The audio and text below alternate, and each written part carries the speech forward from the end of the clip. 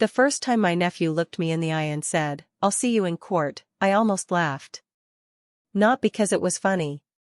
Because I had spent 14 years quietly making sure he never had to stand in a courtroom begging for a second chance. He had no idea. And if I had my way, he never would. My name is Eleanor Brooks.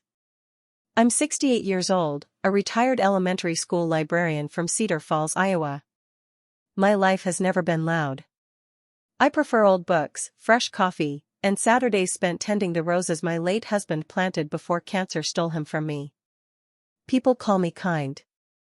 Some mistake kindness for weakness. My nephew, Ryan Parker, eventually became one of those people. But that wasn't always true. When Ryan was 12, he lost both of his parents in a snowstorm. My younger sister, Melissa, and her husband were driving home after Christmas dinner when a truck slid across the highway. Ryan survived because he had stayed home with the flu. One ordinary fever had saved his life. It destroyed everything else. I still remember opening my front door that night. Ryan stood there wearing oversized pajamas beneath a winter coat someone from the sheriff's office had wrapped around him. His cheeks were stained with tears. They said Mom isn't coming back. I couldn't answer. He whispered something even softer. Am I an orphan now? My heart shattered. I pulled him into my arms. No. He buried his face against my shoulder. You still have me. From that day forward, he became my world. I never adopted him officially. Melissa had left a small trust that required Ryan to remain under the guardianship of another relative, our older cousin Denise, who lived 3 states away. On paper, Denise made the decisions. In reality, Ryan lived with me. I packed his lunches. I helped with homework. I stayed awake through nightmares.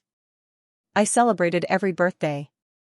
When he cried because he couldn't remember his mother's voice anymore, I sat beside him until sunrise. Every Mother's Day he brought me handmade cards. They always read the same. Thank you for choosing me. I kept every single one. When Ryan graduated high school, he hugged me in front of everyone. I couldn't have done this without you, Aunt Ellie. Those words stayed with me longer than any award or compliment I'd ever received. But people change. Sometimes slowly. Sometimes all at once. Ryan earned admission to Westbridge University, one of the best engineering schools in the state. He was brilliant. The problem was tuition. His parents' trust had been nearly exhausted by medical bills connected to the accident. Scholarships covered only part of the cost. Ryan sat across from me at the kitchen table one rainy evening, staring at acceptance papers. I guess that's it. What do you mean? I can't afford this. We'll figure something out. He forced a smile. You've already done enough. He had no idea that I had been planning for years. After Harold died, he left me a comfortable retirement fund. Not enormous. Just enough. Enough for a quiet life. Enough for emergencies. Enough to change someone else's future. The next morning I visited my attorney. I'd like to create an anonymous educational trust. He looked confused. For your grandson? My nephew. Shouldn't he know who's paying? I smiled. No. Why? Because I don't want gratitude. I want freedom. For 4 years, every tuition payment arrived through the trust. Ryan believed an anonymous donor had chosen several deserving students. The university encouraged that assumption. Only my attorney. My financial advisor. And I knew the truth. Every semester I quietly wrote another check. Sometimes it meant skipping vacations. Sometimes delaying repairs on my old house. One winter my furnace barely worked because replacing it would have meant withdrawing money meant for Ryan's education. I wore 2 sweaters inside the house instead. It seemed like a fair trade. Ryan graduated at the top of his class. Thousands applauded as he crossed the stage. After the ceremony he searched the crowd until he found me.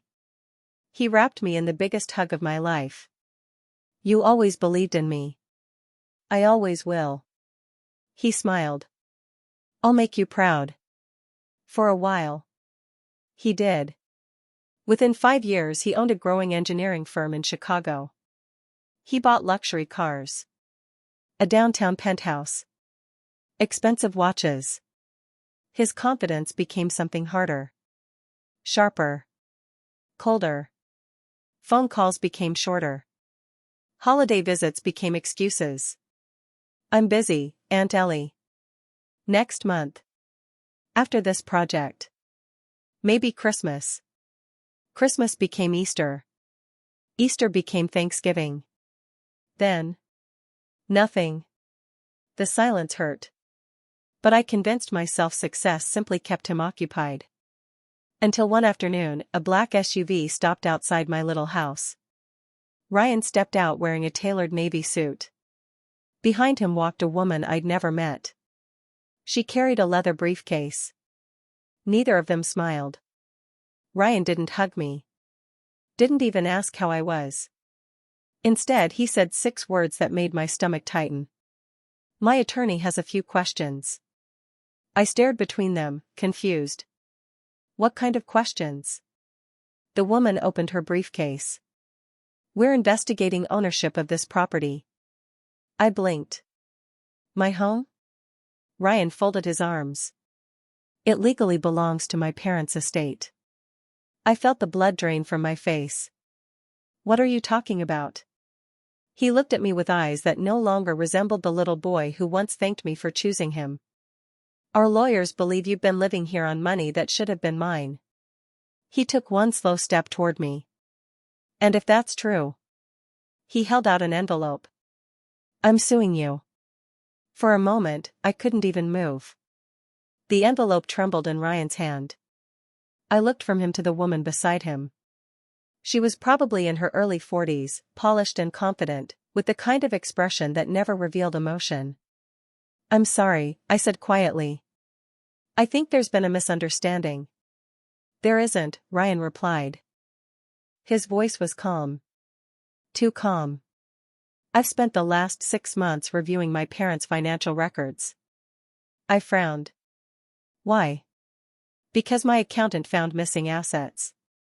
The attorney opened a folder. The property you're living in was purchased 8 months after Mr. and Mrs. Parker passed away. Yes. And the down payment came from an account that once belonged to Melissa Parker. I nodded slowly. It did. Ryan's jaw tightened. So you admit it? I've never hidden it. He looked almost surprised by my answer. You took my parents' money. I borrowed it. His eyebrows lifted. Borrowed? Yes. The attorney exchanged a glance with Ryan. I invited them inside. You might as well sit down. Ryan remained standing. I'd rather keep this professional. That sentence hurt more than I expected. Professional. This boy had once climbed into my bed during thunderstorms because he was afraid of lightning. Now he spoke to me as though I were a stranger. I sat at the old kitchen table. The same table where I'd helped him with algebra. The same table where we'd baked birthday cakes. The same table where he'd cried after his first heartbreak. I'll tell you exactly what happened, I said. Please do, the attorney answered. The accident happened in December. She nodded. Melissa and David still owed money on their house. Ryan looked impatient. I know that. The insurance payout took almost 7 months. I know that too. When the bank started foreclosure proceedings, someone had to make a decision. Ryan crossed his arms tighter.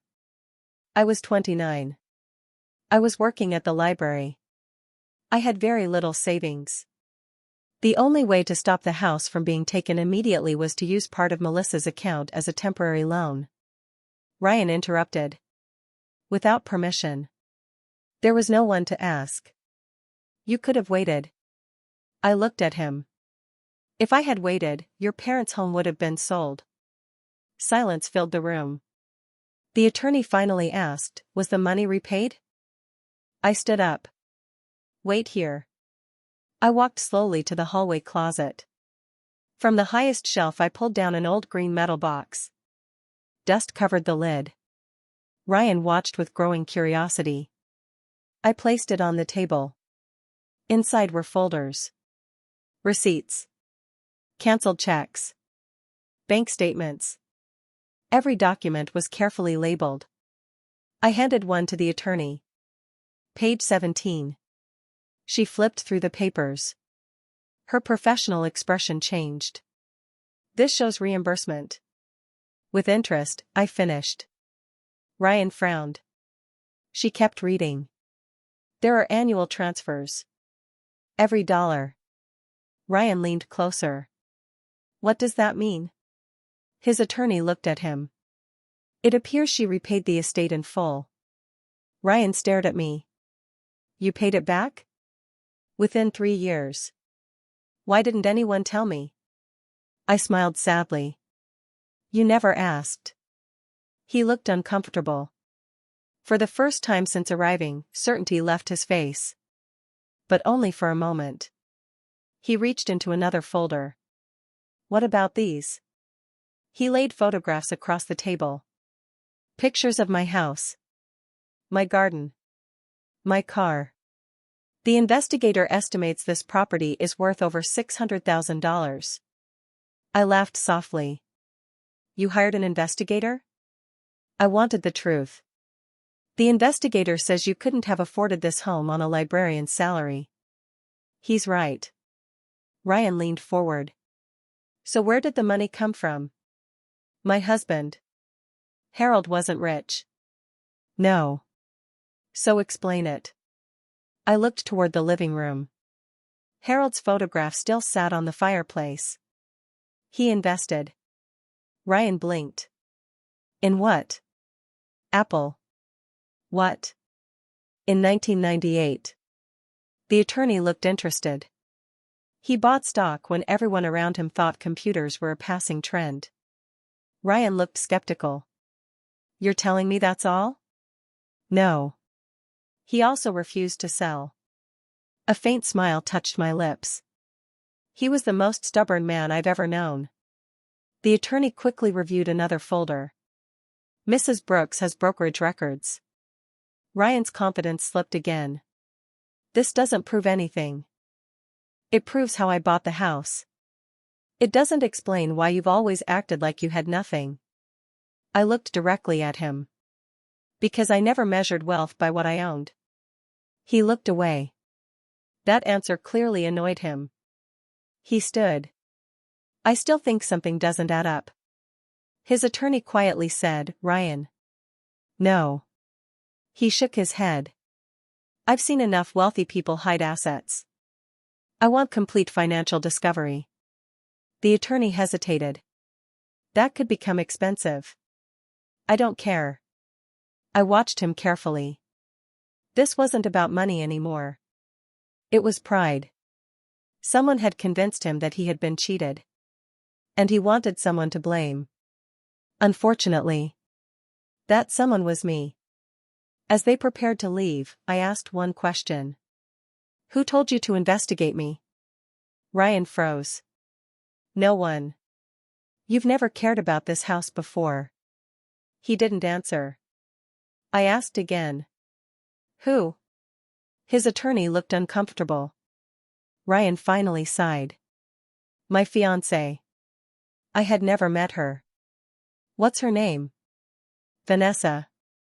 And what does Vanessa think happened? He hesitated. She believes people took advantage of me after my parents died. My heart sank. Not because of Vanessa. Because Ryan believed it too. Before leaving, he stopped at the front door. If you're innocent. He looked over his shoulder.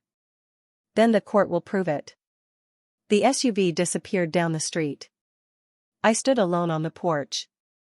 The summer wind rustled Harold's roses. My hands shook as I picked up the envelope Ryan had left behind.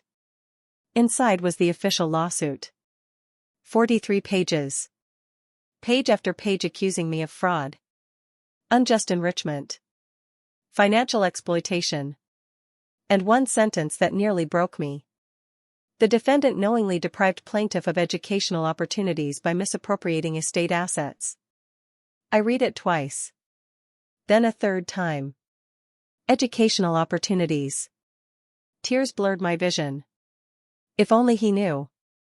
Every opportunity he had ever been given had come from the very woman he was accusing of stealing them. And buried deep inside my attorney's office, locked in a confidential file, was one document that could destroy Ryan's entire case in less than 5 minutes. The problem was, revealing it would also expose the secret I had protected for 14 years. And once that truth came out, nothing between us would ever be the same. I didn't sleep that night. The lawsuit lay open on my dining room table while the grandfather clock ticked through every lonely hour. Around 2 in the morning, I made a cup of tea that went cold before I took a single sip. I kept asking myself the same question. How had we gotten here? How had the little boy who used to leave wildflowers on my porch become the man accusing me of stealing from him? Just after sunrise, my phone rang. The caller ID read Daniel Harper. My attorney.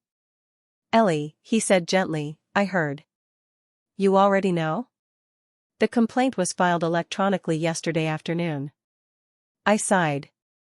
I suppose lawyers hear everything before anyone else. There was a brief silence. How are you holding up? I've had better Tuesdays. He let out a soft laugh. Then his voice became serious. There's something we need to discuss. I know. The trust. Yes. I closed my eyes. I promised Melissa I'd never tell him. You promised until the right time. I don't think she imagined the right time would be inside a courtroom. Neither did I. 14 years earlier, Melissa had been lying in a hospital bed after Ryan was born. She had experienced complications, but everyone expected a full recovery. She reached for my hand. If anything ever happens to David and me. I interrupted immediately. Nothing's going to happen. She smiled. Humor me. I rolled my eyes. Fine. She squeezed my fingers. Promise me Ryan will never feel like he owes anyone for his future. What does that mean? If someone helps him one day, don't let him grow up carrying guilt. I laughed. You're worrying about something that isn't going to happen. She smiled. Humor me. I rolled my eyes. Fine. She squeezed my fingers. Promise me Ryan will never feel like he owes anyone for his future. What does that mean? If someone helps him one day, don't let him grow up carrying guilt. I laughed. You're worrying about something that isn't going to happen. Her smile faded. Promise me. I promise.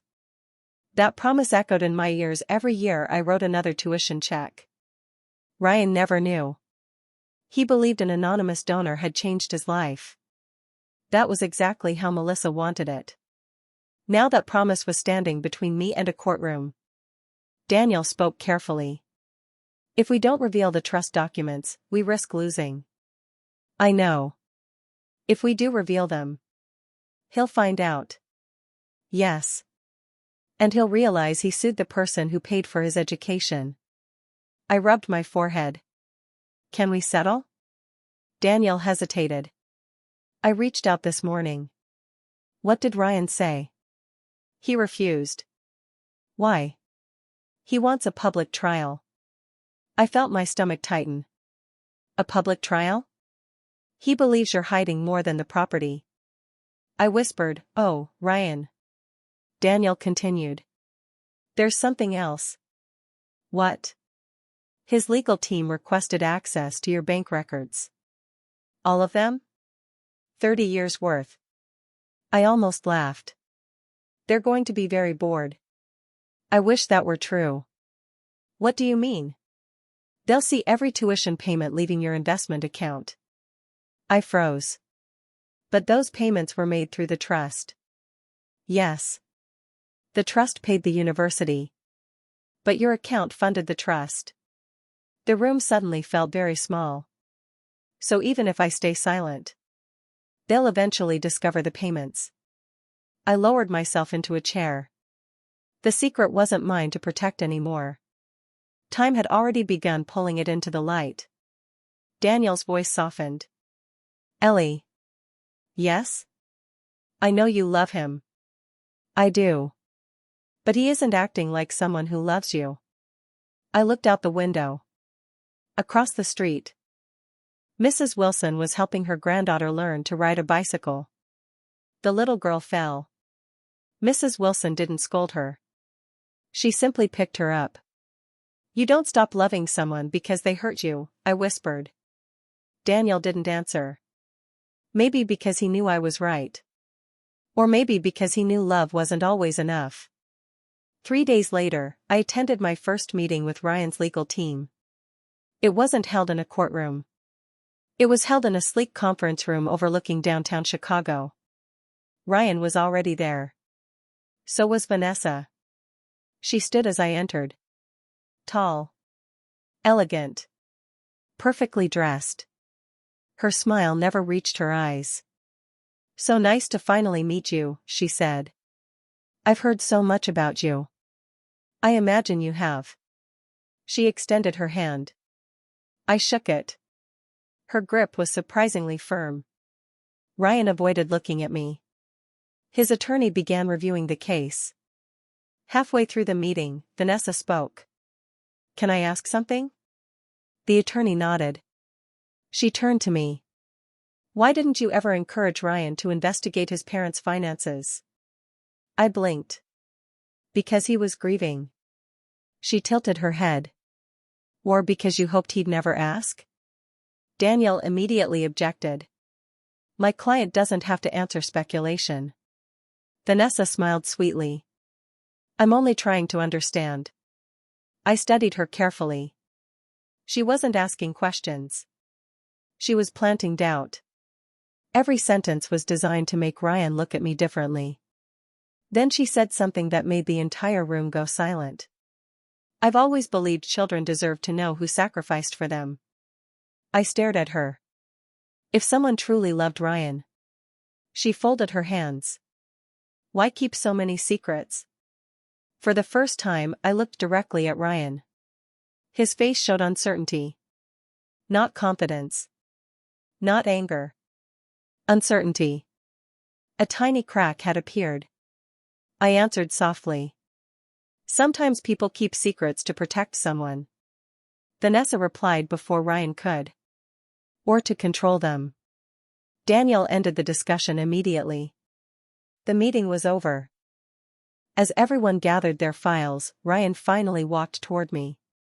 For a moment, I thought he might apologize. Instead, he asked quietly. One last question. Go ahead. Did you ever lie to me? The answer caught in my throat. Because technically, yes. I had lied. Every time he thanked an imaginary donor. Every time he asked who had helped him. Every time I smiled and said, I guess there are still good people in the world.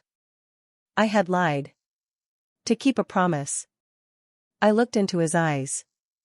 I never lied for my own benefit. He frowned. That's not an answer. No. It isn't. He walked away before I could say another word. Vanessa slipped her arm through his. As they entered the elevator, I heard her whisper something.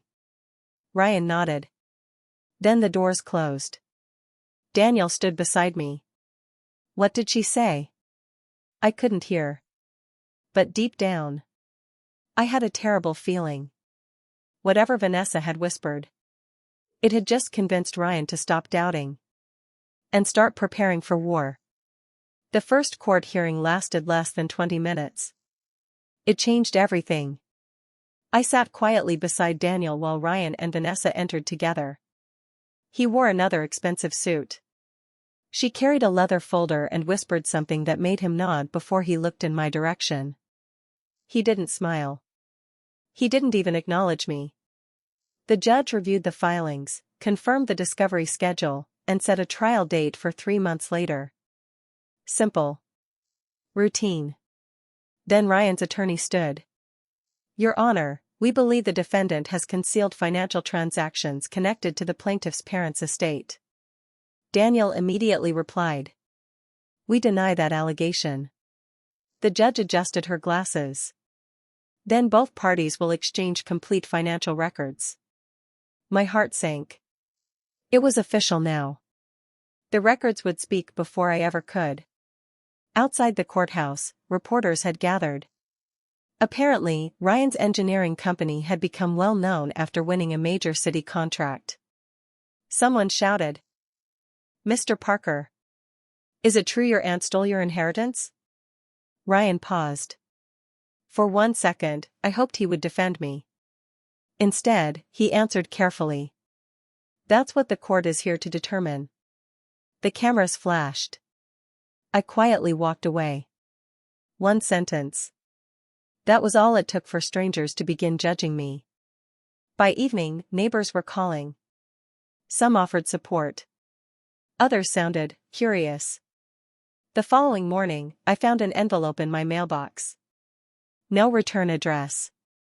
Inside was a newspaper clipping. Someone had circled a headline in red ink. Local business owner sues aunt over missing family assets. Beneath it, someone had written 3 words. Shame on you. I folded the paper without another word. Harold had always told me something.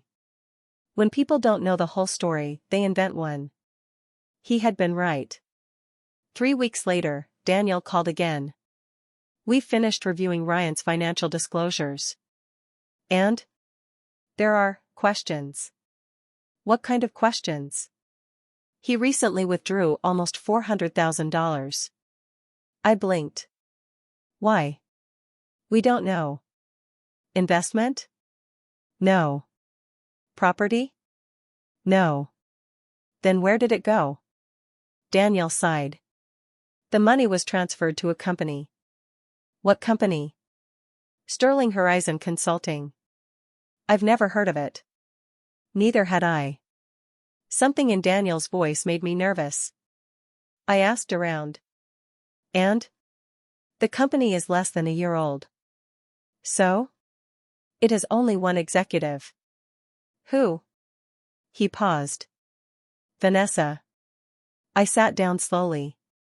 Ryan transferred $400,000 to his fiancée's company? Yes. Does he own part of it? No. My fingers tightened around the phone. Does he know? We're not sure. That answer stayed with me all afternoon. Ryan wasn't foolish.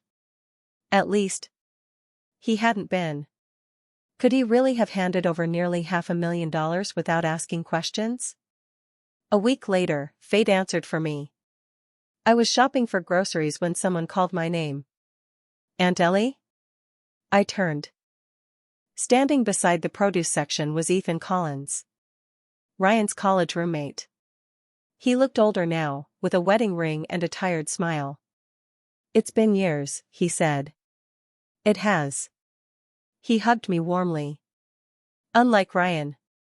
You look exactly the same. I laughed. You're a terrible liar. He smiled. How's Ryan? The question caught me off guard. You haven't spoken? He shook his head. Not since last year. Why? His smile disappeared. We argued. About what? He hesitated. I probably shouldn't say. Ethan. He looked around the nearly empty aisle. It's Vanessa. What about her? I don't trust her. I remained silent. He continued. Ryan thinks she's brilliant. You don't? I think she's ambitious. That's different. No. He looked directly into my eyes. She changes people. My heart beat faster. What happened? When Ryan met her, he started cutting everyone off. Friends. Old coworkers. Even his mentor. Why? Because Vanessa convinced him they were all using him. I whispered. She said the same thing about me. Ethan nodded slowly. I figured. He reached into his wallet. I've carried this for months. He handed me a business card. On the back was a handwritten address. What's this? My brother works downtown. So? That's where Sterling Horizon rents office space. And? There isn't an office. I stared at him. What do you mean? There are 2 desks. A printer. A coffee machine. And no employees. I looked back at the address. A consulting company with no consultants? He nodded. I thought Ryan would listen. He didn't. What did he say? He told me Vanessa understood business better than I ever would. Ethan sighed. I walked away. Before leaving, he touched my shoulder. If you still care about him. He swallowed. Don't stop fighting. I know he's making terrible decisions. But underneath all this. He smiled sadly. He's still the kid who cried because he accidentally stepped on a butterfly. I watched him leave. By the time I reached my car, my groceries were still sitting in the cart. I couldn't stop thinking. Not about the lawsuit. Not about the house. About Ryan. Had someone been whispering poison into his ears for years? That evening, Daniel called again. You need to come to my office. Tomorrow? No. Tonight. His voice sounded urgent. When I arrived, 3 large boxes sat on the conference table. What happened? He handed me a thick folder. Ryan's bank records. I opened it. Page after page. Transfers. Withdrawals. Investments. Then. One transaction stopped me cold. Educational trust reimbursement inquiry, denied access. I looked up. What is this? Daniel took a deep breath. About 2 months before he sued you. He tried to find the anonymous donor. My heart skipped. He did? Yes. What happened? The university refused. Because of confidentiality. Daniel nodded. He wasn't angry that someone helped him. He was desperate to know who. I stared at the page. He wanted to thank them? Apparently. A tear rolled down my cheek. For the first time in months. I saw a glimpse of the Ryan I had raised. Then Daniel turned another page. And that hope vanished. Attached to the inquiry was an email. Not from Ryan. From Vanessa. One sentence had been highlighted. If the donor won't identify themselves, we'll uncover everyone who profited from Ryan's parents' estate instead. I read it again. Then again.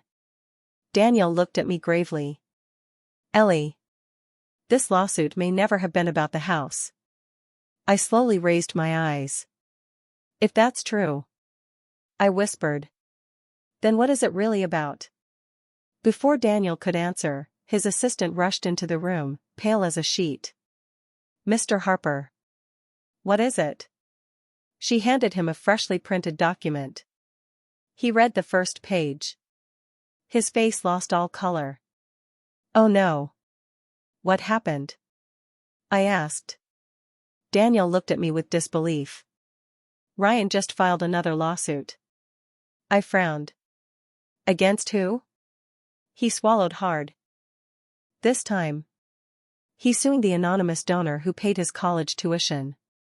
For several seconds, I simply stared at Daniel. I'm sorry, I said quietly. Could you repeat that? He slid the freshly printed filing across the table. I read the first page. Then the second. By the third, my hands were shaking. Ryan Parker was asking the court to compel the university to reveal the identity of the anonymous donor who had funded his education. His claim wasn't based on gratitude. It was based on fraud. According to the filing, the anonymous donor might have been part of a larger conspiracy to conceal estate assets. I leaned back in my chair. He thinks. I couldn't even finish the sentence. Daniel nodded. He believes the donor was paid with money that belonged to his parents. A painful smile crossed my face. If only he knew whose money it really was. Daniel folded his hands. I've been practicing law for 32 years. I've seen families fight over farms, businesses, jewelry, even old photographs. But I've never seen someone sue the person who gave them an education. Neither had I. The room fell silent. Finally, Daniel spoke. I need your permission. I already knew what he meant. The trust. Yes. If we don't disclose it now, the court may force the university to reveal it later. I looked at Harold's old wedding band, still hanging from a chain around my neck. I promised Melissa. I know. I told her Ryan would never feel indebted. Daniel's expression softened. Ellie. He doesn't owe you. He never did. But right now, he's destroying himself because he doesn't know the truth. His words stayed with me long after I left the office. That evening I drove to Oak Hill Cemetery. The sun was beginning to set. I stopped at 2 graves. One belonged to Harold. The other to Melissa. Fresh flowers rested beside Melissa's headstone. Someone else had visited recently. I smiled. Ryan. Even now. He hadn't forgotten his mother. I knelt in the grass. I don't know what to do anymore. The wind rustled through the oak trees. I kept my promise. For 14 years. I protected him. I never wanted him to feel guilty. A tear slipped down my cheek. But now. I think the truth might be the only thing that can save him. As I stood to leave, I noticed something tucked behind Melissa's headstone. A small bouquet. And a folded note.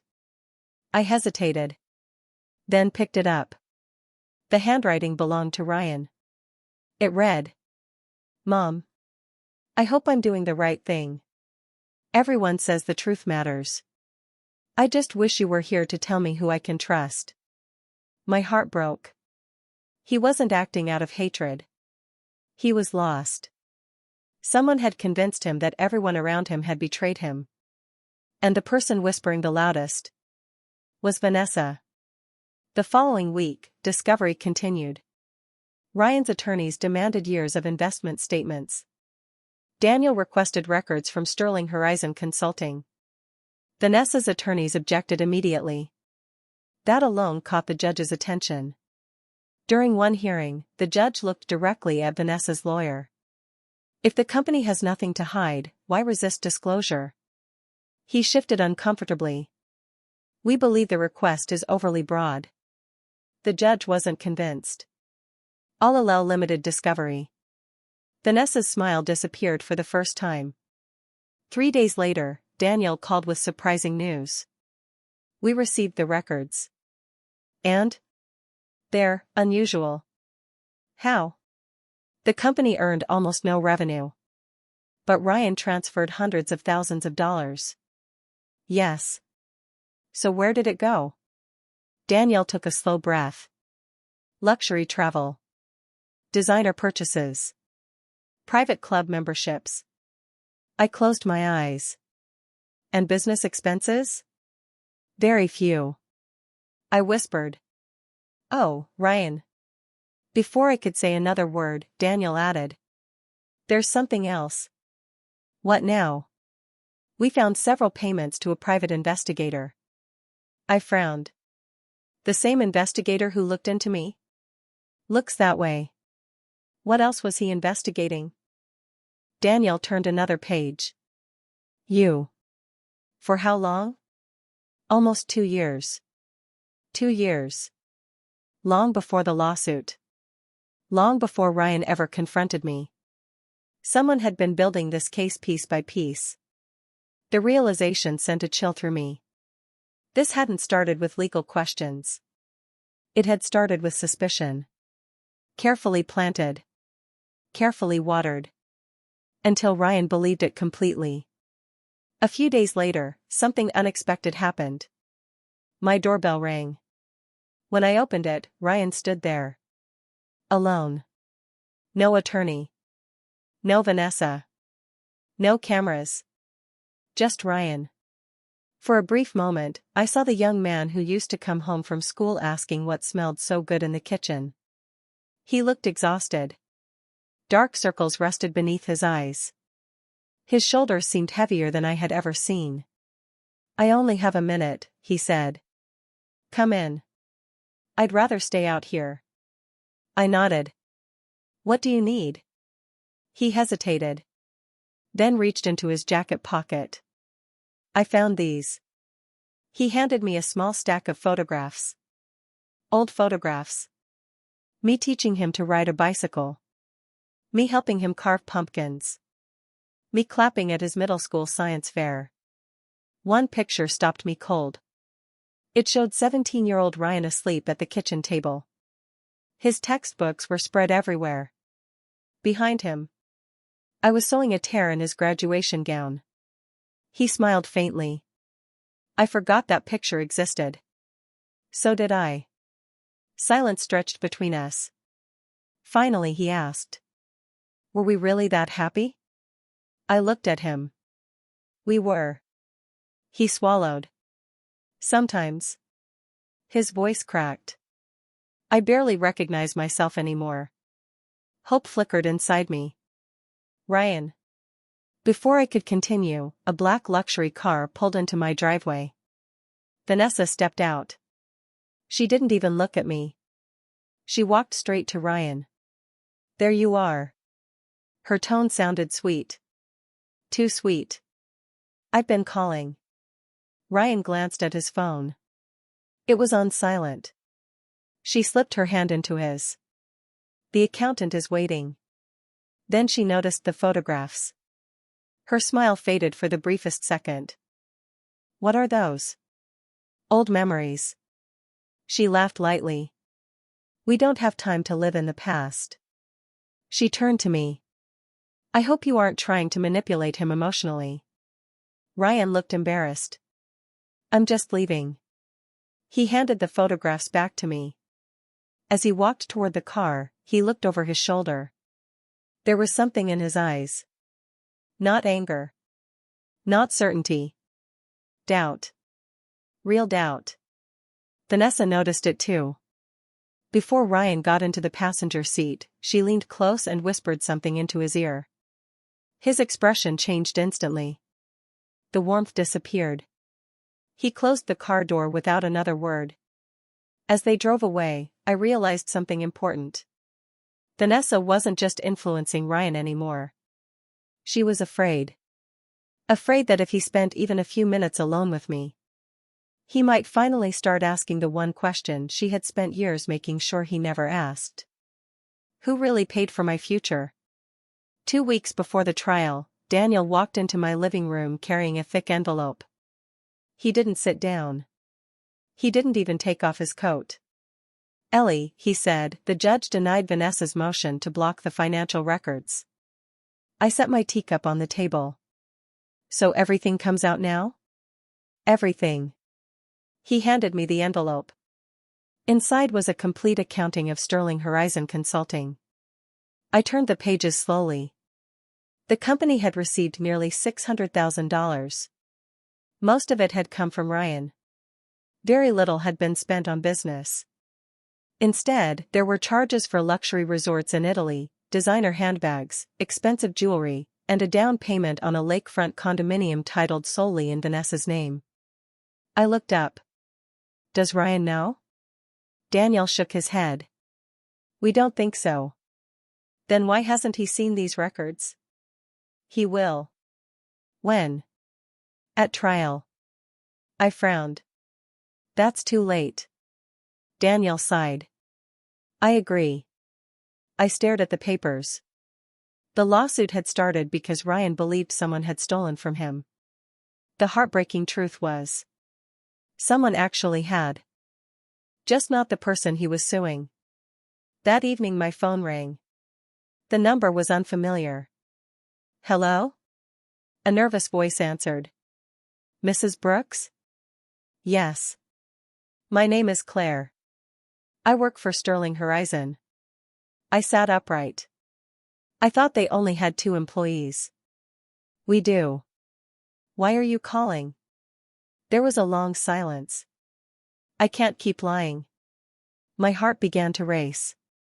What happened? I overheard something. What? Miss Vanessa told someone the lawsuit had to continue. Why? Because if Ryan ever stopped digging, he might start looking at her finances instead. I closed my eyes. Are you willing to testify? I don't know.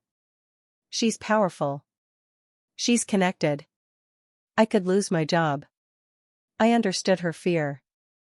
You have to do what's right for you, she whispered. I already know what's right. Then the line went dead. 3 days later, the courtroom was full. Word had spread. The successful businessman. The elderly aunt. The inheritance dispute. People love stories where families fall apart. They rarely stay to watch them heal. Ryan sat at the plaintiff's table. Vanessa was directly behind him. She looked confident. Almost relaxed. The trial began with opening statements. Ryan's attorney painted a picture of a young orphan whose future had been stolen by the very person he trusted most. It was convincing. Painfully convincing. Then Daniel stood. He didn't raise his voice. He didn't perform. He simply said, "This case is not about stolen money. It's about hidden truth." He paused. And by the end of this trial, everyone in this courtroom will know exactly who hid it. I noticed Vanessa shift in her seat. For the first time, she looked uncomfortable. The first witnesses testified. Bank managers. Accountants. Investment advisors. Every document confirmed the same thing. I had legally purchased my home. I had repaid every temporary loan from Melissa's estate with interest. By lunchtime, Ryan's inheritance claims had almost completely collapsed. During the afternoon session, Daniel called me to the witness stand. I raised my right hand and took the oath. He smiled gently. Mrs. Brooks. Did you love your nephew? The question caught everyone off guard. I still do. Did you ever intend to harm him financially? Never. Daniel walked to the evidence table. I'm showing you Exhibit 42. My heart stopped. The trust agreement. The sealed document. The promise I had protected for 14 years. Do you recognize it? Yes. What is it? I looked across the courtroom. Ryan was watching me carefully. So was Vanessa. I took a deep breath. It is the agreement establishing an anonymous educational trust. Daniel nodded. Who created it? I did. Who funded it? I did. A ripple moved through the courtroom. Ryan frowned. I don't understand, he whispered. Daniel continued. Who received those funds? My nephew. Ryan's eyes widened. No. His attorney quickly stood. Objection. Overruled, the judge replied. Daniel placed a stack of cancelled checks before me. Can you explain these? Every semester. I transferred money from my retirement investments into the trust. For how many years? 4. What was the total amount? I quietly answered. $287,000. The courtroom fell completely silent. Daniel asked one final question. Did Ryan know? I looked directly at him. No. Why not? Tears filled my eyes.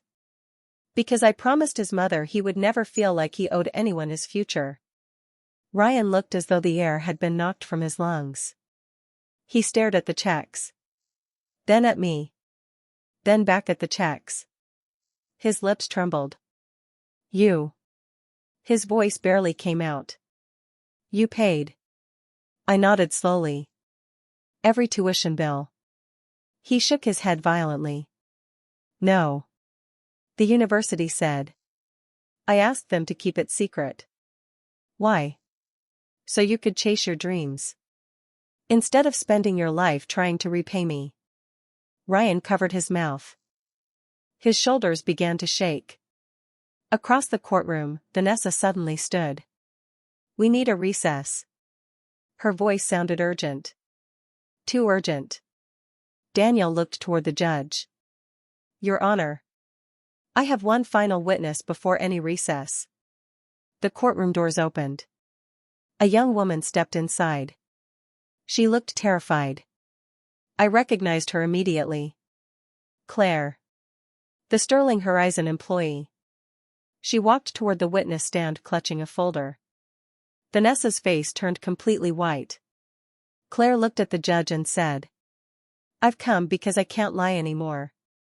Then she lifted the folder. It contains emails. That proved this lawsuit was never Ryan's idea.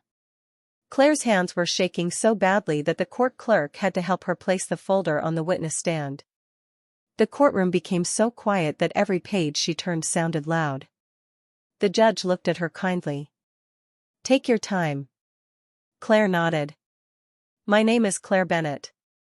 I've worked as an administrative assistant for Sterling Horizon Consulting for 11 months. Daniel approached. Mrs. Bennett, do you recognize the defendant? Yes. She pointed toward me. Have you ever met her before today? No. He nodded. Then why are you here? Claire swallowed. Because an innocent woman is being blamed for something she didn't do. Vanessa shot to her feet. Objection. She's giving opinions. The judge looked at Claire. Stick to facts. Yes, Your Honor. Daniel picked up the first document. What is this? An internal email. Who sent it? Miss Vanessa Collins. To whom? Me. Daniel read aloud. Keep building the financial timeline. If Ryan believes enough pieces are missing, he'll eventually question his aunt. A murmur spread across the courtroom. Ryan slowly turned toward Vanessa. She refused to meet his eyes. Daniel continued. And this one? Claire took a deep breath. It's another email. When was it written? About 3 months before the lawsuit. Daniel read again. If the anonymous donor stays hidden, Ryan will assume the money came from his parents' estate. That keeps the pressure where we need it. Ryan blinked. What? His voice was barely audible. Vanessa whispered, Ryan, don't listen. But he wasn't looking at her anymore.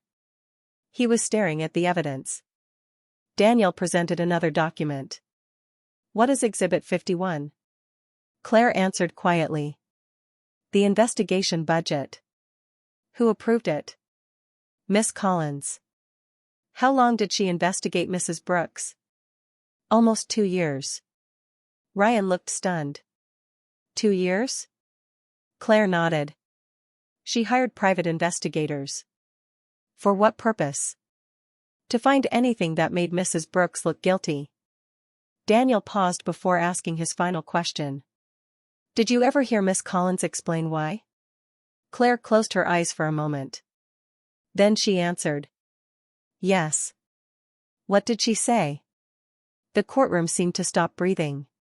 Claire looked directly at Ryan. She said. If Ryan ever discovers who truly paid for college, he'll never question where his own money is going. Silence. Absolute silence. Ryan slowly turned toward Vanessa. His face had lost all color. Tell me she's lying. Vanessa forced a smile. Ryan, she's an employee. She's trying to save herself. He took one step closer. Tell me she's lying. She didn't answer. Instead, Daniel produced one last exhibit. A bank transfer. $600,000. Transferred from Ryan's personal account into Sterling Horizon. Then another. Money from Sterling Horizon into Vanessa's private investment account. Then another. The lakefront condominium. The luxury vacations. The jewelry. Everything. Every dollar. Ryan looked as though the floor had disappeared beneath him. You. He whispered. You used my money. Vanessa finally spoke. I invested it. You told me it was for expansion. It was. You said the contracts were delayed. They were. You told me we were building a future. She reached for his hand. We were. Ryan stepped back. No. His voice cracked. We weren't. You were building yours. The judge ordered a brief recess. No one moved. Ryan slowly walked across the courtroom. Every step seemed heavier than the last. He stopped in front of me. For several seconds. Neither of us spoke.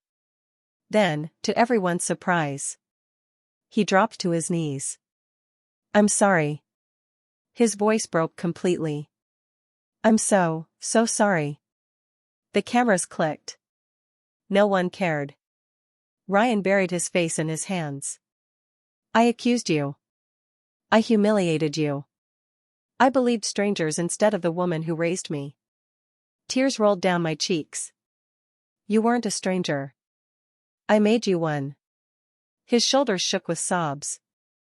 I sued the person who gave me everything. I knelt in front of him. Just as I had when he was 12 years old. Just as I had after nightmares. After scraped knees. After broken hearts. I placed my hand gently on his cheek. Look at me. He slowly lifted his eyes. I forgave you. Before you walked into this courtroom. He stared at me in disbelief. How? Because love isn't something you cancel when people make terrible mistakes. He cried harder. I'm ashamed. I know. I don't deserve you. No. You never had to deserve me. You were family. For the first time in years. He wrapped his arms around me.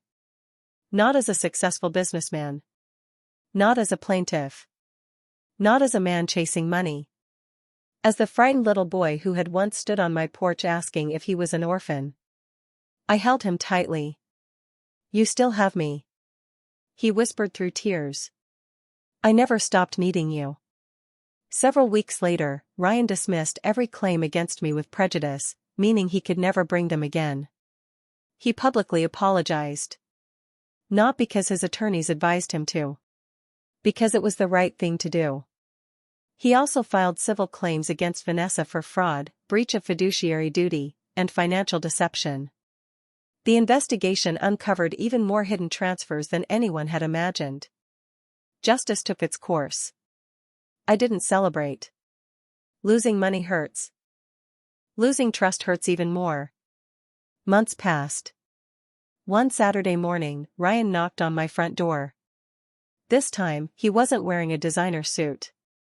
He was carrying 2 paper bags from my favorite bakery. I remembered. I smiled. The cinnamon rolls? He grinned through embarrassed eyes. Still warm. We sat at the same old kitchen table. The one where he'd learned multiplication. The one where he'd filled out college applications. The one where he'd unknowingly thanked an imaginary donor. Ryan reached into his backpack. I have something.